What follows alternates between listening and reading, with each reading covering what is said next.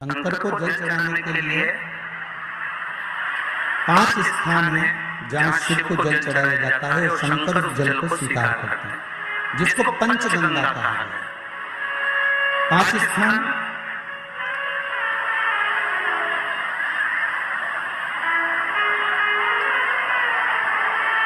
अच्छे से समझ लीजिएगा। जब भी शिव मंदिर में जाएं तो ये 5 स्थान शिव को जल चढ़ाने के लिए ये रखा है। शिवलिंग,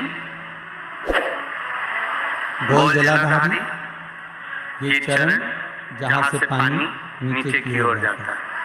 शंकर भगवान के 13 बच्चे हैं, 13 की 13 बच्चे शिव जी का संपूर्ण परिवार, 33 कोटि देवता, 64 योगिनियां, सब शिवलिंग के आसपास हैं।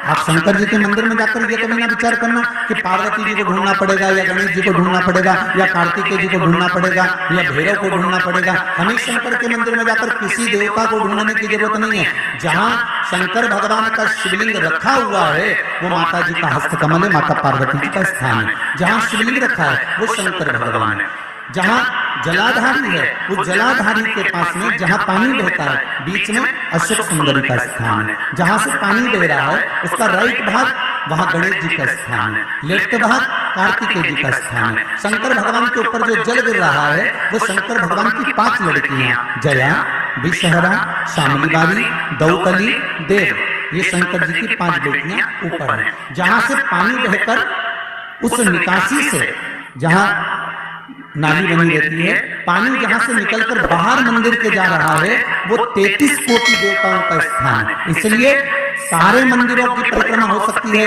पर शंकर जी के मंदिर की परिक्रमा नहीं करते, क्योंकि वो जल जो जा रहा है वो 33 कोटि देवताओं का स्थान है, उसको हम लांग नहीं सकते। वो स्थान जल चढ़ाते समय आप इसका स्मरण रखें। पानी का जब पात्र लेकर जाते हैं मंदिर के अंदर, सबसे पहले शिव जी का जो जलाधारी है उसमें राइट भाग पर अपनी मनोकामना कर जल चढ़ाएं, फिर लेफ्ट भाग में चढ़ाएं रोग मुक्ति के लिए। अशोक सुंदरी की जगह पर चढ़ाएं, ये 3रा स्थान। 4था स्थान माता पार्वती जी का जो कटी भाग है जहां पर शिवलिंग रखा हुआ है उस भाग जल चढ़ाएं, 4था भाग।